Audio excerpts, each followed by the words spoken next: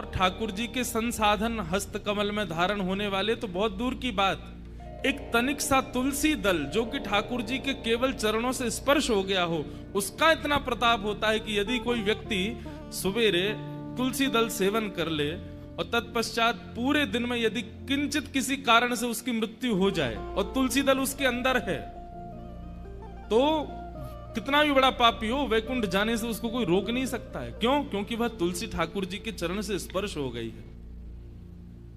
एक तनिक सा तुलसी दल जो ठाकुर जी के चरणों से स्पर्श है, ठाकुर जी का चरणामृत युक्त है, यदि उसका कोई सेवन कर ले तो 24 घंटे की जिम्मेवारी है कि यदि 24 घंटे में उसके प्राण निकल गए किसी कारण से, क्योंकि प्राण तो कभी भी जा सकते हैं, उसको वैकुंठ जाने से कोई नहीं रोक सकता। अतुल प्रताप तनिक तुलसी दल मानत सेवा भारी। लोग बाग कभी कभी कहते हैं, बोले ठाकुर जी को 56 भोग लगाओ, लाखों रुपया खर्च करो तभी खुश होते हैं क्या? नहीं,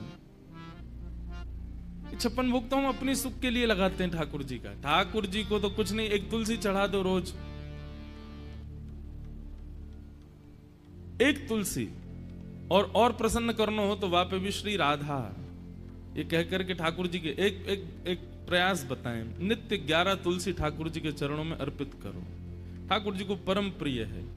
और उसमें भी एकमात्र तुलसी ऐसा है कि आप जैसे कहीं व्यवस्था ना हो तो तुलसी को पुनः धो करके फिर चढ़ा सकते हैं ठाकुर जी को। अन्यथा सेवा प्रणाली में निषेध बताया, एक बार जो ठाकुर जी को अर्पित हो गया वो दोबारा ठाकुर जी स्वीकार नहीं करते। श्रीमद् वल्लभाचार्य जी के चरित्र में एक भाव आता है कि एक बार ठाकुर जी की सेवा में व्यवस्था नहीं थी, तो व्यवस्था करने के लिए उन्होंने ठाकुर जी की भोजन थाल आदि में से एक स्वर्ण की कटोरी को विक्रय कर दिया। ठाकुर जी की स्वर्ण की कटोरी को विक्रय करके उससे जो धन आया उससे ठाकुर जी की सेवा के लिए प्रसाद आदि बनाया। तो कहते हैं ठाकुर जी ने स्वीकार नहीं किया। क्यों? क्योंकि वो कटोरी पहले ही निवेदित हो चुकी है, ठाकुर जी को भोग हो गया वो। अब भोग को बेक करके आप धन लोगे तो वह पूरा भोग ही है, उससे जो खरीदोगे वो भी भोग है। और एक बार निवेदित वस्तु ठाकुर जी पुनः स्वीकार नहीं करते, पर तुलसी ठाकुर जितनी बार दो उतनी बार स्वीकार कर लेते। मानत सेवा भारी चीत स्वामी गिरधरन विशद यश गावत गोकुल नारी।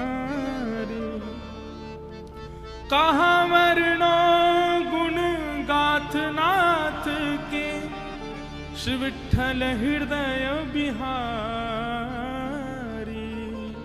श्री राधा हृदय बिहारी अखियन के भूषण गिरधारी।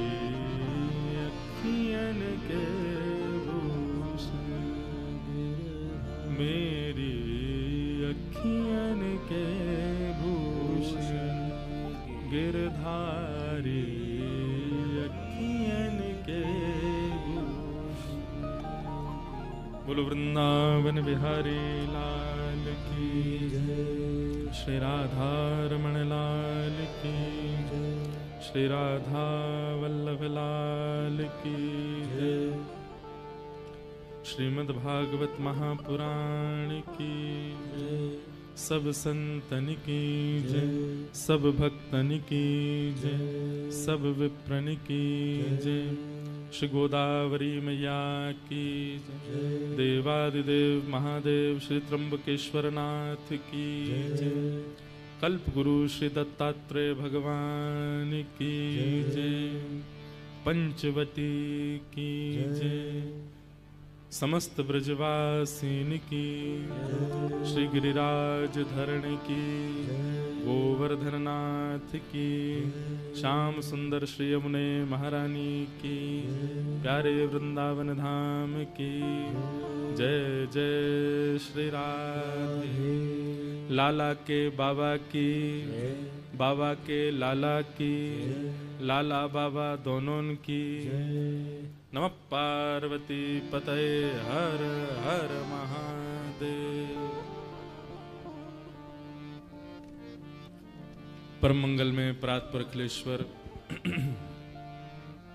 अकारण करुणा वरुणालय भक्त वांछा कल्पतरु तड़िद्वत विनिंदित पीतांबरधारी श्री बाल कृष्ण लाल की वांगमयी प्रतिमूर्ति, हम आप सबके मध्य में विराजमान श्रीमद् भागवत महापुराण को बारंबार प्रणाम।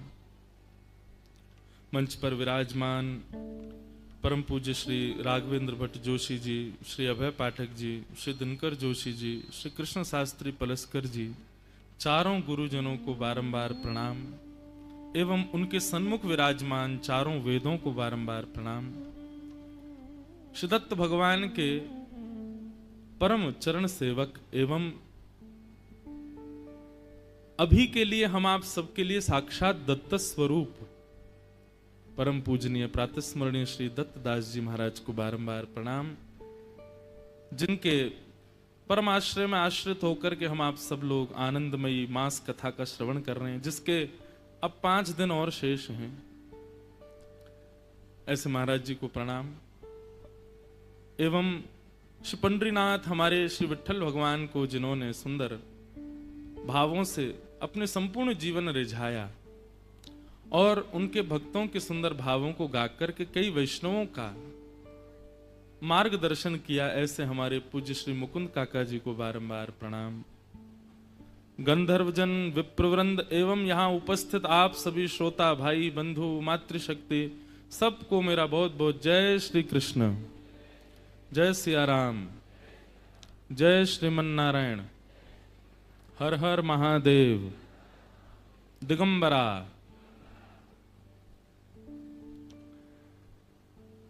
परमानंद के साथ हम आप सब लोग मास कथा के अब विश्राम के दिवसों में प्रवेश कर चुके हैं। यह सुख, यह आनंद, ये जीवन भर स्मृति बनकर के रह जाने वाला एक भाव है जो सदा चित्त में रहेगा।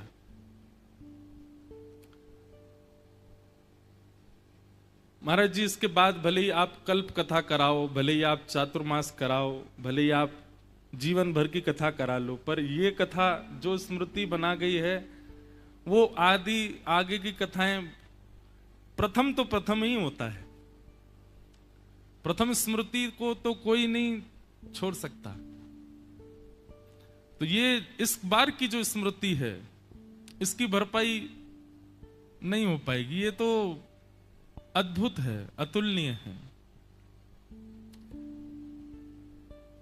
नष्टप मोह स्मृतिर्लब्धा, गीता में अर्जुन जब इस बात को कह देते हैं कि मेरा मोह नष्ट हो गया और आपने जो मुझे प्रसंग सुनाया इसकी स्मृति मेरे चित्त में सदा रहेगी, भगवान बोले बस।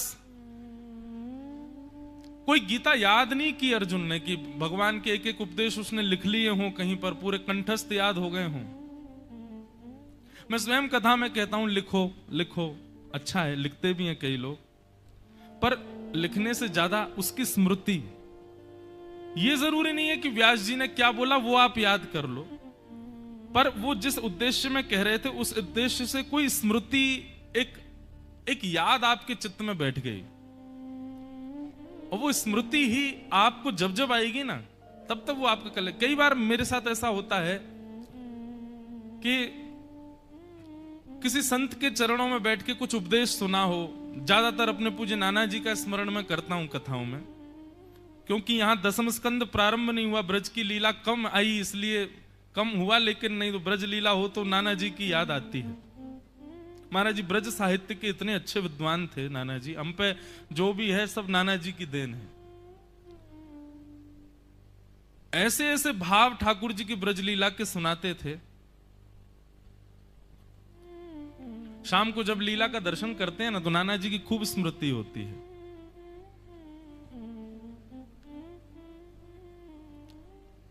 महाराज जी रास बिहारी ठाकुर जी साक्षात ठाकुर जी हैं, और इसका प्रमाण मैं एक नहीं अनेक दे सकता हूं।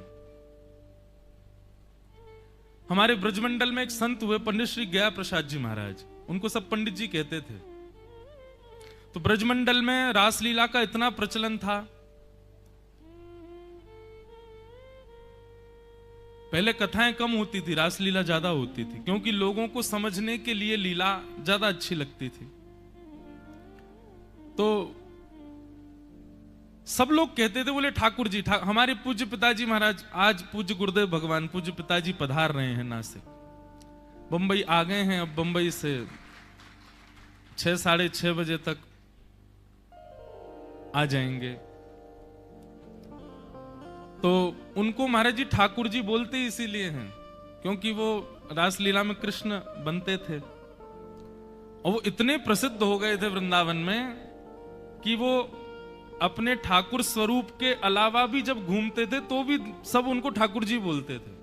बोले तो ठाकुर जी जा रहे हैं, ठाकुर जी घूम रहे हैं, कहीं बाजार में मिल जाते रिक्शा में, और देखो ठाकुर जी ये शाम को कृष्ण बन जाते हैं। इसलिए सब ठाकुर जी बोलते थे। इसलिए पिताजी का उपनाम, मुख्य नाम तो कृष्णचंद्र शास्त्री, कृष्णचंद्र उपाध्याय, पर उनका उपनाम प्रसिद्धि हो गई ठाकुर जी के नाम से। तो हमारे नाना जी वो रासलीला में श्री जी बनते थे, किशोरी जी बनते थे, पिताजी से भी पहले। तो रास के प्रति एक भाव तो उत्पन्न हो ही जाता है जब देखते हैं ठाकुर जी को। तो पंडित श्री गया प्रसाद जी महाराज वो रासलीला देखते तो थे, पर केवल लीला समझने के लिए देखते थे कि कैसे कैसे क्या हुआ होगा।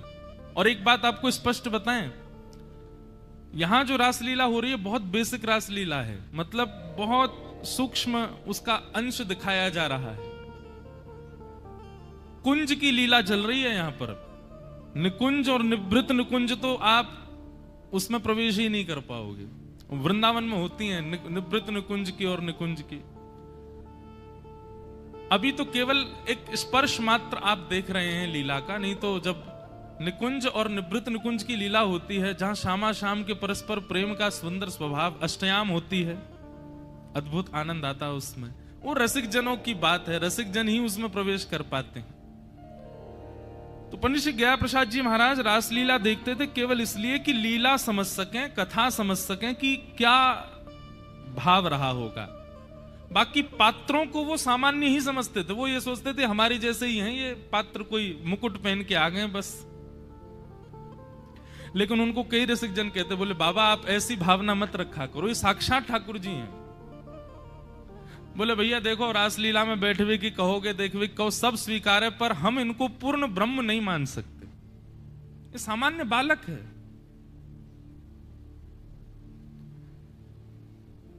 लेकिन एक दिन पंडित जी महाराज के चित्त में भाव आया,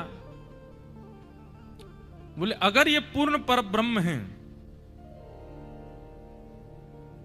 तो मौसम नहीं है अभी अमरूद का, अभी अमरूद फल हुआ नहीं है, पर ब्रह्म है तो अमरूद प्रकट कर सकते हैं। मेरी अमरूद खाने की इच्छा है और इनका उच्छिष्ट खाने, ये झूठा अपना खिलावे तो मैं मानूंगा कि ये साक्षात पर ब्रह्म है। और पंडित जी महाराज गोवर्धन में विराजते थे, बैठे थे कथा में। हमारी महाराज जी पूरी कथा श्री हनुमान जी महाराज, जगन्नाथ जी, गोपाल जी, राधा रमन जी, हमारे इष्ट चतुर्भुज ठाकुर जी, पूज्य पिताजी के गुरु जी और पूज्य श्री पंडित जी महाराज, ये दो चित्र सदैव रहते हैं सामने। पंडित जी पूरी कथा में बैठते हैं। तो बोले कि यदि ठाकुर जी ने अमरूद खिलाया, अपना उच्छिष्ट खिलाया, झूठा खिलाया, तो मानूंगा कि ये पर ब्रह्म है। और उस दिन लीला करते करते करते करते ठाकुर जी के जाने क्या चित्त में आया, तो ऐसी दर्शनार्थी भोग भोग रख जाते हैं, उसी में ना जाने कहां से कोई अमरूद ले आया और ठाकुर जी लीला करते करते गए और उसमें से एक अमरूद निकाला। अमरूद निकाल करके स्वयं पाया और पा करके सीधे भीड़ में बैठे दूर पंडित जी महाराज को देखा और दौड़े कूदे मंच से दौड़ करके गए, उनकी गोद में जाके बैठ गए और बोले बाबा मुंह खोलो। पंडित जी महाराज के तो रोम रोम कांपे, उनकी आंखों से आंसू निकले। बोले अमरूद खावे को मन है, रोना ले खा ले। और खवा के ठाकुर जी भाज गए।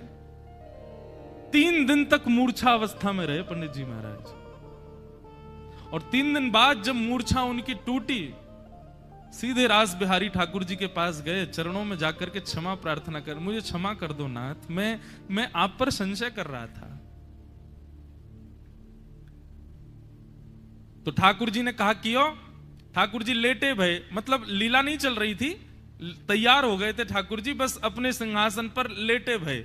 तब पंडित जी ऊपर पहुंच गए, पर्दा के पीछे पाम दबाने लगे, ठाकुर जी मुझको क्षमा कर दो।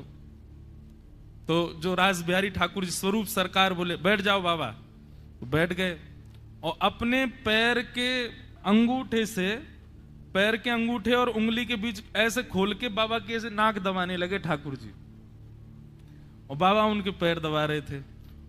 ठाकुर जी खेल रहे थे, ऐसे अंगूठा से उंगली से उनकी नाक दबा रहे थे। तो इतने में स्वामी जी जो गाते हैं वो भीतर आ गए और उन्होंने आकर के ठाकुर जी को थोड़ा डांट दिया, अरे ठाकुर जी कहा कर रहे हो, बेचारे बाबा तुम्हारी सेवा कर, तुम नाक दबा रहे हो उनकी। तो ठाकुर जी ने अपना पांव पीछे कर लियो और ठाकुर जी ने पांव पीछे किया और पंडित जी महाराज का रोना शुरू। स्वामी जी से बोले ठाकुर जी अनुग्रह करके मेरे संग क्रीड़ा कर रहे, ठाकुर जी मेरी नाक दबा रहे, आपने क्यों मना कर दी उनसे? अरे वो साक्षात परमेश्वर हैं, ईश्वर हैं।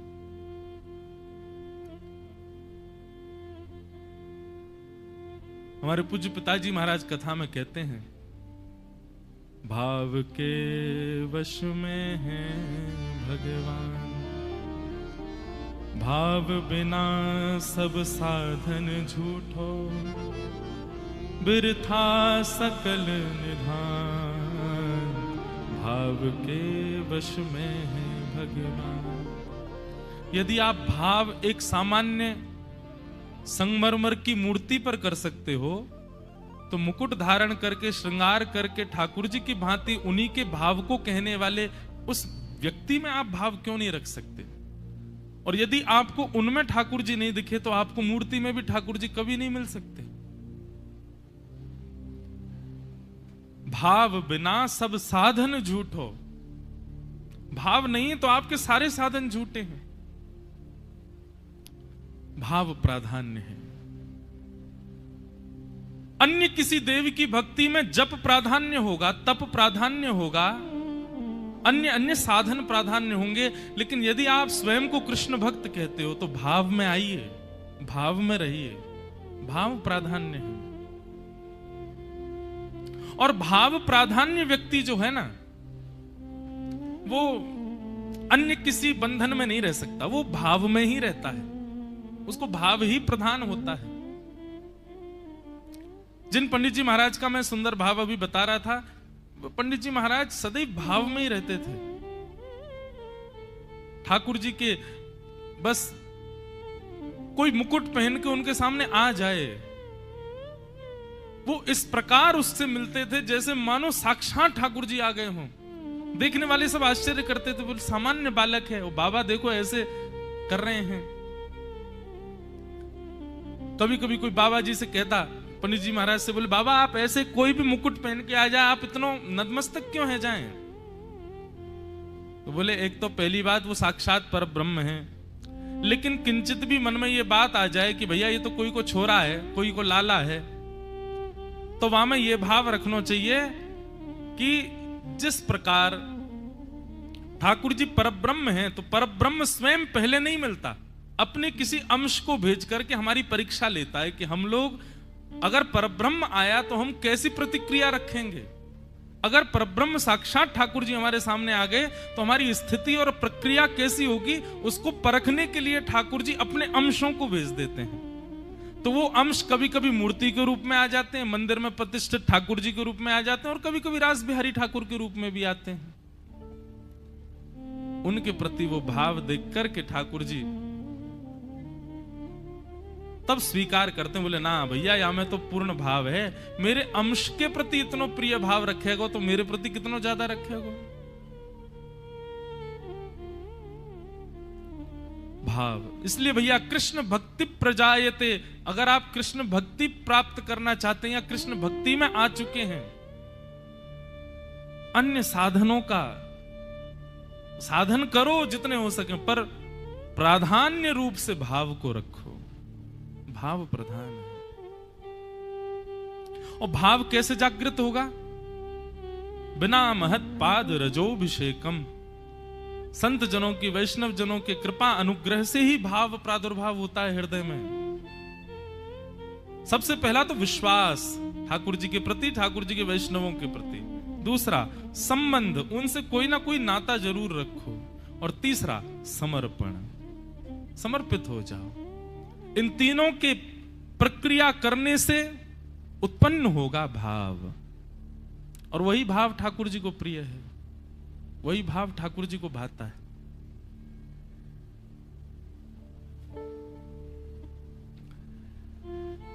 तो ऐसे श्री गिरधर लाल जी और श्री दत्त भगवान के पावन मिलन महोत्सव का हमने आनंद लिया। आज दत्त भगवान के अगले गुरु के विषय में हम सुने, और आज कथा में बहुत एक सुंदर प्रसंग। मैं एक बात कहूं बंधुओं, मुझे पता है आप सबका बहुत भाव रहता है कि ब्रज लीला सुने, ब्रज के भाव सुने, पर एक बात सदैव याद रखना कि श्रीमद् भागवत के ये जो प्रसंग है गंभीर जरूर हैं, ये थोड़े क्लिष्ट जरूर हैं, थोड़े कठिन जरूर हैं, पर इनसे गुजरे बिना यदि आप ब्रज के भाव में प्रवेश करेंगे ना, तो कभी अपराध बनेगा। आज नहीं तो कल बनेगा, कल नहीं तो परसों बनेगा। इनमें ऐसे ऐसे भाव छुपे हुए हैं, वो ज्ञानवर्धक, वैराग्यवर्धक हैं, वो चित्त में आने बहुत आवश्यक हैं। ठाकुर जी की ब्रज लीला सबको भाती है। अरे जो ठाकुर जी से कोई संबंध नहीं, जिसका कथा भागवत से कोई संबंध नहीं, उसको ब्रज लीला सुना दो, उसको भी बड़ा आनंद आ जाता है, क्योंकि वो लीला है ही ऐसी, आकर्षण करने वाली है। पर वो लीला सदा आपके चित्त में रमती रहे, उसके लिए ये बाह्य परकोटे बनाने बहुत जरूरी हैं ज्ञान और वैराग्य के। इसलिए ये कथाएं आवश्यक हैं। कभी कभी मन में भाव आता है कि क्यों ना हम दशम स्कंदी कहें। मैं खुद मंच से कह देता हूं कि मैं ब्रज लीला ही कहूं, ब्रज भाव ही कहूं, पर तभी चित्त में एक भाव आता है कि तो फिर इतने प्रसंग सुखदेव जी ने क्यों सुनाए। ये जड़ भरत उपाख्यान हो गया, पुरंजनोपाख्यान हो गया, कपिल देवभूति संवाद हो गया, ये इतने क्लिष्ट और इतने मार्मिक और इतने गूढ़ प्रसंग, जिनको सुन के कई बार लोगों में निद्रा तक आ जाती है, इनको कहा क्यों गया? क्योंकि भैया व्यक्ति जब रोगी हो जाता है ना, तो रोगी व्यक्ति की इच्छा होती है, मुझे मीठा खाना है, मुझे पकौड़े खाने हैं, मुझे कचौड़ी खानी है। तो डॉक्टर उसको पहले क्या कहता है, वैद्य कहता है पहले कड़वे कड़वे रसायन लो, और कड़वे रसायनों से अपने भीतर की स्थिति को पहले पवित्र करो, उस योग्य बनाओ कि तुम उस क्लिष्ट वस्तु को सेवन कर सको, उस मधुर वस्तु का पान कर सको। इसलिए पहले रसायन दिया जाता, औषधि दी जाती है, ताकि हमारे अंदर की जितनी स्थितियां वो सब स्वस्थ हो जाएं। और जब हम स्वस्थ हो जाते हैं तब डॉक्टर या वैद्य हमको आज्ञा देता, अच्छा ठीक है अब तुम पा सकते हो। ठाकुर जी की ब्रज लीला वो मधु के समान है, वो कचौड़ी के समान है, वो पकौड़ी के समान है, वो बड़ी आनंददायी है। उसको पचाने के लिए क्षमता होनी चाहिए, और क्षमता के लिए ये रसायन पिलाए जा रहे हैं। 7 दिन के सप्ताह में मैंने कभी ये विषय नहीं कहे, लेकिन ये यहां प्रकट हो रहे हैं। और आज का जो प्रसंग है बहुत अद्भुत है, परम ज्ञान युक्त है, परंतु परम आनंद देने वाला है। जड़ भरत रहुगण संवाद, इसलिए बड़ी सावधानी से सुनिएगा।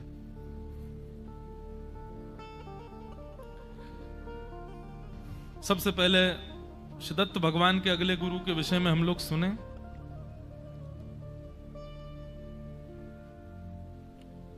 कल जिन गुरु के विषय में हमने सुना वे थे सर्प, और दत्त प्रभु के अगले गुरु हैं उर्णनाभि। उर्णनाभि, उर्णनाभि मतलब मकड़ी। दत्त भगवान की अगली गुरु हैं। यदुवर कहते हैं, यदुराज कहते हैं, बोले महाराज आपने मकड़ी से क्या सीखा? बोले मैंने मकड़ी से यह सीखा कि वो जिस जाले में विलास करती है वो अपने उदर से ही उसको प्रकट करती है, और विलास करने के बाद में उस जाले को अपने उदर में ही समा लेती है। और ये जो गुण है ये किसका है? ये परब्रह्म का गुण है, ये ठाकुर जी का गुण है। ठाकुर जी अपने उदर से सृष्टि प्रकट करते हैं और उसमें विलास करने के बाद उसमें आनंद ले। ठाकुर जी का मनोरंजन है सृष्टि। एक प्रकार से मेरा होना, आपका होना, मेरा रोना, आपका हंसना, आपका रोना, मेरा हंसना, आपका गिर जाना, मेरा उठ जाना, मेरा मोटा होना, आपका पतला होना, मेरा गोरा होना, आपका काला होना, ये सब ठाकुर जी का मनोरंजन है। अभी मनोरंजन शब्द आते कई लोगों के प्रश्न, अच्छा तुम्हारा जी किसी किसी के साथ तो बहुत बुरा होता है जीवन में, तो ठाकुर जी ऐसा मनोरंजन क्यों करते हैं? देखो ठाकुर जी मनोरंजन किसी की भक्ति से भी, मीराबाई के प्रेम से भी ठाकुर जी का मनोरंजन हो रहा है। लेकिन भगवान ने यहां पर एक विधान बना दिया, बोले मैं किसी मनोरंजन का, मैं किसी सृष्टि के सृजन का सुख तब लेता हूं जब व्यक्ति अपने कर्म फल, कर्म भोग से निवृत्त होकर मेरी प्राप्ति करता है। जब हम इस संसार में और बंध जाते हैं, ठाकुर जी को पीड़ा ही होती है, कष्ट ही होता है। लेकिन जब निवृत्त होते हैं तो ठाकुर जी को तब मनोरंजन होता, तब उनको सुख मिलता है। तो पीड़ा होना और किसी के जीवन में बहुत संकट, उससे पीड़ा ठाकुर जी को भी होती है। श्री भक्तमाल में नाभा गोस्वामी कहते हैं, भक्त भक्ति भगवंत गुरु चतुर नाम वपु एक। भक्त के जीवन में आने वाला कष्ट ठाकुर जी को भी लगता है। उनको यही चिंता लगी रहती है कि अपना उद्धार कैसे करेगा। तो कभी जीवन में आने वाली पीड़ा, उससे ठाकुर जी को पीड़ा भी होती है। कोई खिलौना हमारा टूट जाए, हमको पीड़ा नहीं होती? जिस प्रकार हमारा प्रिय खिलौना टूट जाए, प्रिय खिलौना चले ना, उसको हम रिपेयर करवा दें, खूब सेल लगा दें, अच्छी जगह दिखा दें, तब भी ना चले। आजकल खिलौने चले गए, फोन आ गया है खिलौनों की जगह, सारे खिलौने फोन में ही हैं।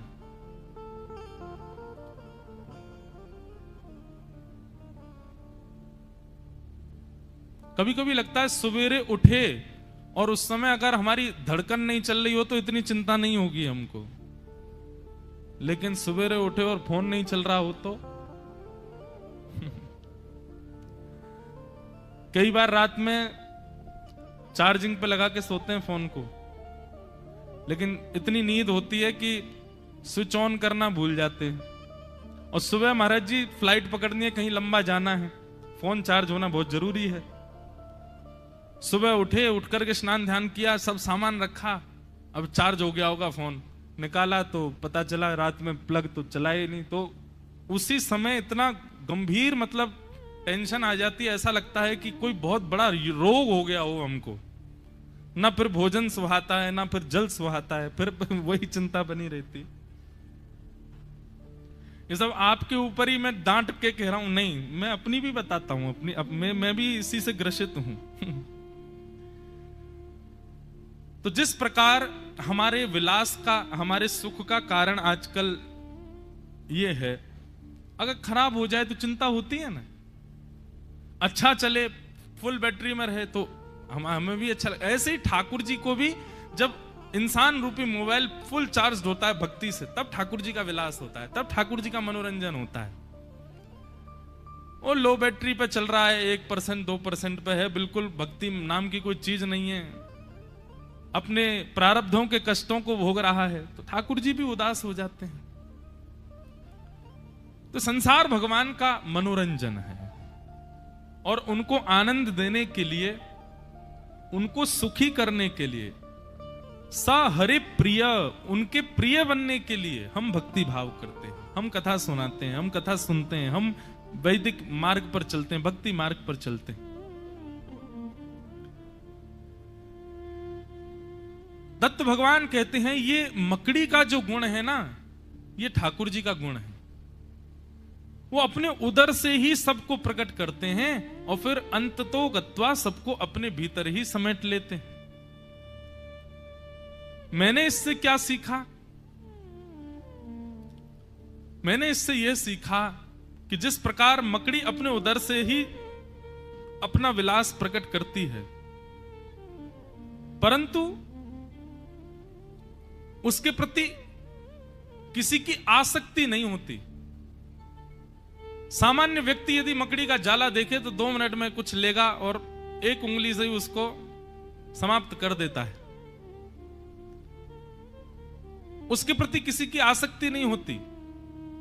ठीक वैसे ही सृष्टि को भगवान का बनाया हुआ जाला समझो। इसके प्रति आसक्ति क्यों रखते हैं हम? भगवान के उदर से प्रकट है, भगवान में ही विलीन हो जानी है। यहां पर उत्पन्न होने वाली हर वस्तु इतनी क्षणभंगुर है जैसे एक मकड़ी का जाला। उसको एक पतली सी सीख भी पूरा नष्ट ध्वस्त कर सकती है। ये संसार एक जाले के समान है, इसको उतना ही क्षणभंगुर समझो जितना मकड़ी का जाला होता है। इसके प्रति किसी भी भाव में, किसी भी रूप में आसक्ति मत रखो। बड़े से छोटे तक, छोटे से बड़े तक हर वस्तु क्षणभंगुर है, नश्वर है। तो ये शिक्षा मैंने अपने गुरु उर्णनाभि से सीखी। एक गुण और मुझे समझ में आता है कि व्यक्ति भी तो ऐसा ही करता है, अपने अंदर से ही अपनी व्यवस्थाओं को फैला देता है। ये पत्नी है, ये पति है, ये बच्चे हैं, ये परिवार है, ये मेरा व्यापार है, आदि आदि आदि सारे अपने जाले फैला लेता है। सब कुछ करने के बाद उसमें ही रमता रहता है, पर वो मकड़ी से दूसरा गुण नहीं सीख पाता। क्या कि यदि किसी दिन वो जाला ध्वस्त हो जाए तो मकड़ी परेशान नहीं होती, वो दूसरा स्थान चुनती है, वहां जाकर के फिर बना लेती है या फिर अपने अंदर ही समाहित कर लेती। पर मानव, उसके बनाया हुआ जो प्रपंच है, यदि उसको कोई नष्ट कर दे तो वो दुखी हो जाता है, वो क्षीण हो जाता है, वो अपनी स्थिति से च्युत हो जाता है। मैंने मकड़ी से सीखा कि मानव को भी ऐसा ही होना चाहिए। वो अपने ही उदर से बनाती है सब कुछ, पर उसके नष्ट हो जाने पर कभी विचलित या व्याकुल नहीं होती, किसी अन्य स्थान पर जाके वहां बना लेती है। ऐसे ही मानव को भी संसार के प्रति इतना ही क्षणभंगुरता भाव रखना चाहिए, इतनी आसक्ति भी नहीं रखनी चाहिए। तो ये मेरे अगले गुरु हैं उर्णनाभि। अवधूत चिंतन श्री गुरुदेव दत्त। ऐसे श्री दत्त भगवान को हम प्रणाम करते हैं। और आइए अब आज के मधुर प्रसंग में प्रवेश करते हैं। रहुगण जड़ भरत संवाद बहुत अच्छा है, बहुत ध्यान से सुनिएगा।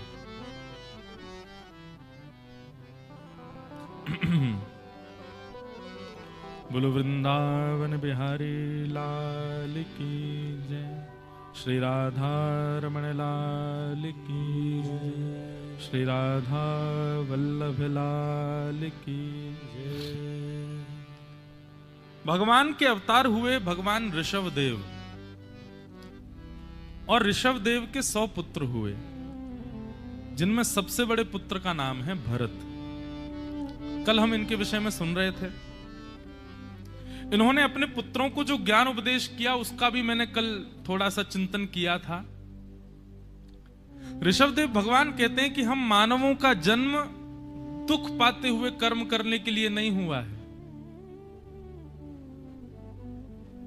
जगजीत सिंह गाते हैं, हर तरफ है जगह बेशुमार आदमी, हर तरफ है जगह बेशुमार आदमी, फिर भी तन्हाइयों का शिकार आदमी, हर तरफ हर जगह। सब दुखी हैं। सुबह से शाम तक बोझ ढोता हुआ, सुबह से शाम तक बोझ ढोता हुआ,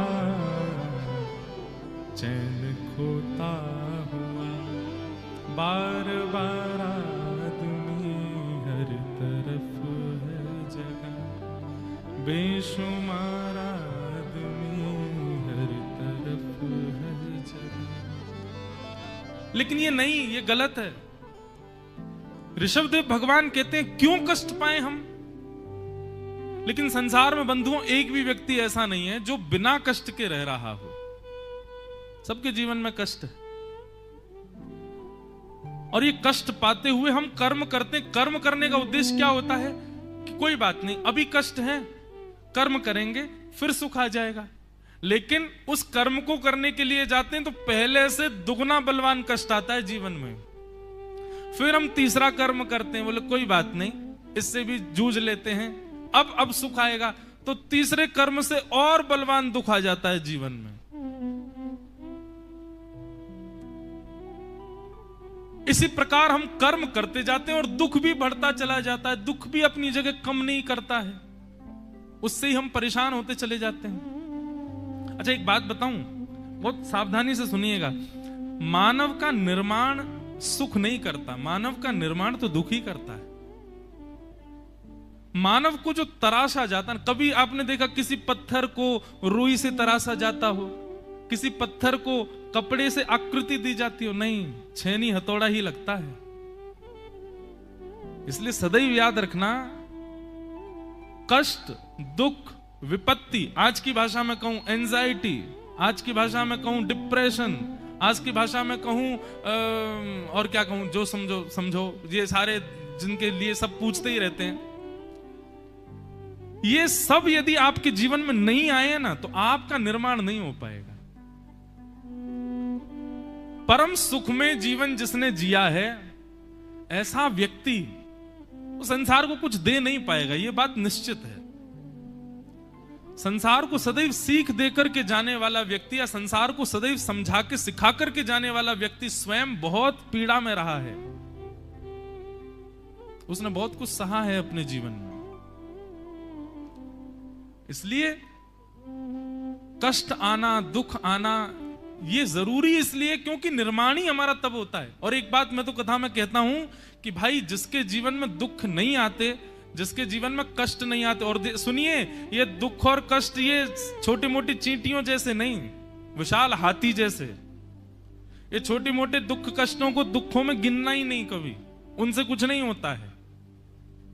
छोटे मोटे कष्ट कैसे होते हैं? मेरा वहां जाने का मन था, मैं नहीं जा पाया, दुखी हो गए, ये कोई दुख है? मेरे को उससे ब्याह करना था, माता पिता नहीं मानने, दुखी हो गए, ये कोई दुख है? मेरे को ये पहनना था, नहीं पहन पाए, ये सब चींटी चींटी हैं, इनसे कुछ नहीं होता है।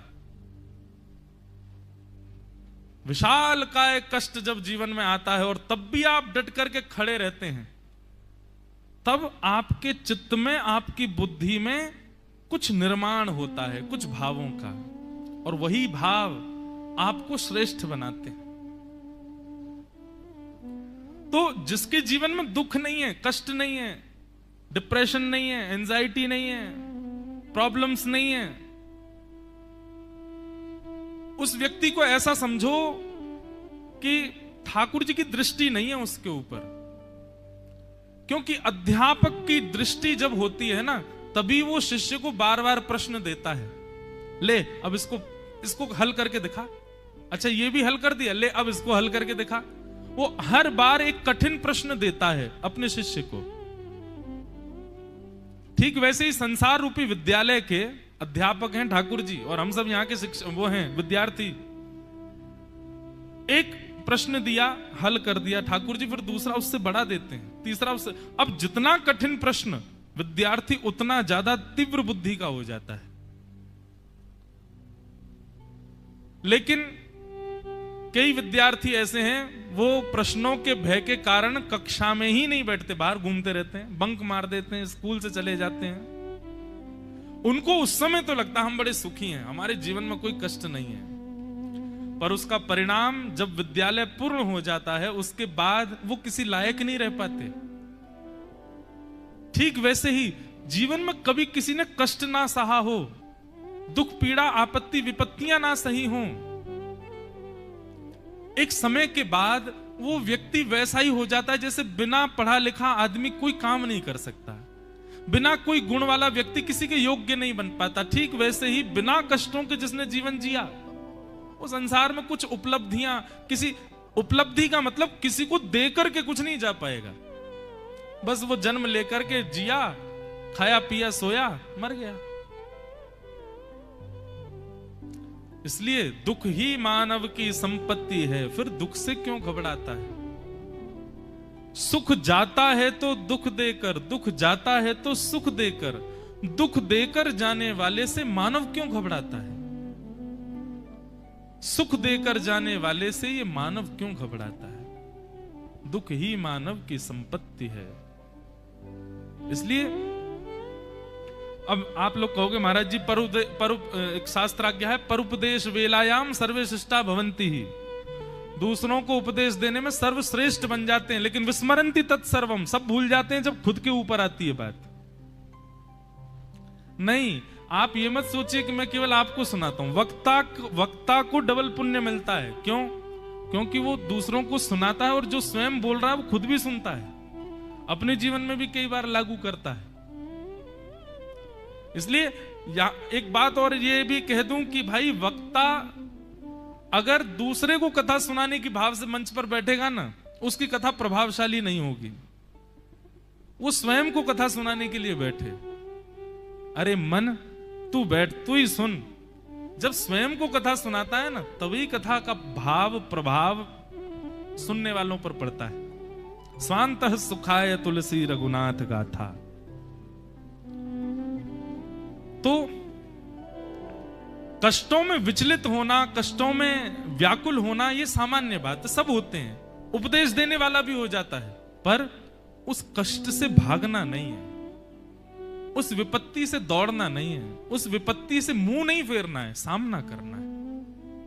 विचलित होइए, रोइए, परेशान हो जाइए, चलेगा, लेकिन उससे भागो मत, उससे लड़ो, जूझो।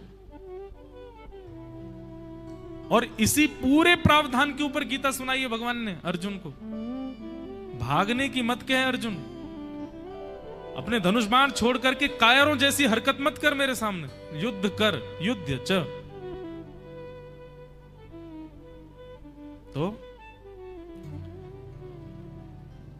ऋषभदेव भगवान कहते हैं, कष्ट पाते हुए कर्म करने के लिए नहीं आए हम संसार में। तो फिर क्या करें? बोले, तपो दिव्यम पुत्र कायेन सत्वम सद्यैदस्मा ब्रह्म सौख्यम त्वनंतम। बोले, कर्म कष्ट पाते हुए मत करो, तो हरिस्मरण करते हुए कर्म करो। आप कुछ भी कीजिए, संसार का कोई भी कर्म कीजिए, बस तामसी नहीं होना चाहिए। नहीं तो लोग ये सोचेंगे कि ठीक है चोरी कर लो, वो भी भगवान नाम करते हुए कर लो।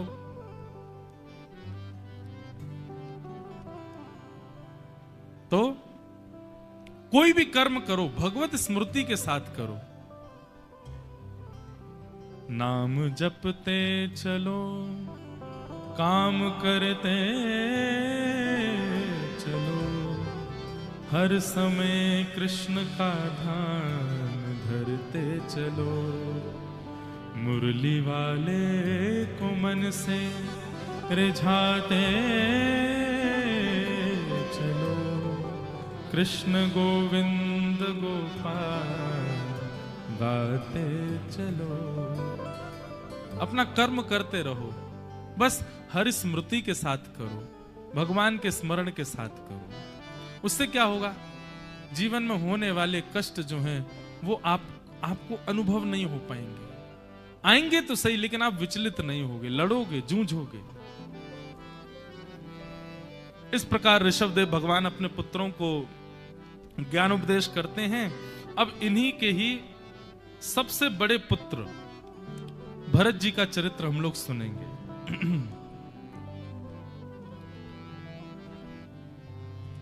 भरतस्तु महाभागवतो। सबसे पहला शब्द भरत जी महाराज के लिए क्या कहा गया? बोले भरत जी कौन है? बोले महाभागवत हैं।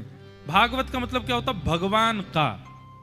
भागवत का मतलब भगवान का। और श्री भरत जी कैसे हैं? बोले महाभागवत। ये ठाकुर जी के परम प्रिय हैं। अच्छा, परम प्रिय होने का लक्षण, अब श्रीमद् भागवत का पंचम स्कंद चल रहा है, यहां गद्य में श्लोक हैं, सारे छंदबद्ध गद्य है।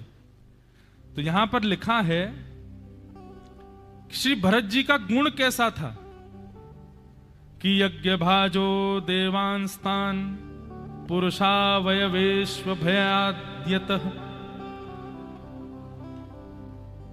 जिस प्रकार श्री भरत जी महाराज कभी यज्ञ में बैठते थे या कोई अनुष्ठान में बैठते थे, तो पंडित जी उनके हाथ में अक्षत देकर के, पुष्प देकर के कहते, भरत जी देवराज इंद्र का स्मरण कीजिए।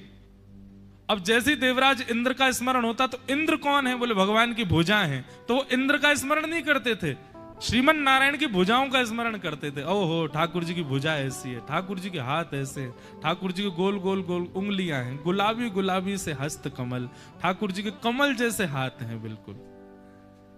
अब हे भरतराज, अब आप सूर्य नारायण भगवान का स्मरण कीजिए। तो वो सूर्य नारायण का स्मरण नहीं करते थे, ठाकुर जी के नेत्रों का स्मरण कर। भगवान के चक्षु में, एक में सूर्य है, एक में चंद्र है, तो ठाकुर जी के चक्षुओं का स्मरण। ओहो, कैसे कटाक्ष नेत्र हैं ठाकुर जी के, ठाकुर जी के कमल जैसे नेत्र हैं, आधे खुलते हैं।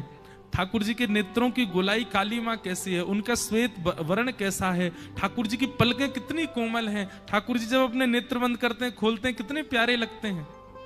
मतलब उनकी आराध्य ऐसी थी, किसी भी देवता का नाम ले लो, वो हर देव को ठाकुर जी में ही देखते थे। इसको कहते हैं न अन्याश्रय, अनन्य। अनन्य भक्ति इसी को कहते हैं कि किसी अन्य में कोई भाव ही ना जावे, सब जगह आपको ठाकुर जी दिखे, सब जगह आपको वही विलास दिखाई दे जिसमें आपकी चित्तवृत्ति है, जिसमें आपका भाव है, सब जगह आपको वैसे ही दिखे। आप वैष्णो देवी जाओ और वैष्णो देवी जाकर के देवी के दर्शन करो, तो वहां देवी का दर्शन करते हुए भी मन में भाव आए, अरे हमारे ठाकुर जी की बहन, आपको हम बारंबार प्रणाम करते हैं, आप ठाकुर जी की बहन हो, इसीलिए आप वैष्णवी हो, वो वैष्णव विष्णु हैं, आप वैष्णवी हो, हम आपको बारंबार प्रणाम करते हैं। महाकाल भगवान का दर्शन करने जाओ, हमारे ठाकुर जी के परम प्रिय, हमारे लाल जी के सदा चित्त में रहने वाले, हे महाकाल भगवान, हम आपको बारंबार प्रणाम करते हैं। त्र्यंबकेश्वर दर्शन करने जाओ, हे श्री राधा वल्लभ लाल के परम चरण सेवक, हम आपके श्री चरणों में। अब कृष्ण भक्ति यदि आपके चित्त में है, तो आप जिस भी देव से मिलोगे उसके प्रति एक ही भाव रखोगे, कृष्ण से क्या संबंध है इनका, उसी संबंध से आप उनसे मिलने जा रहे हो।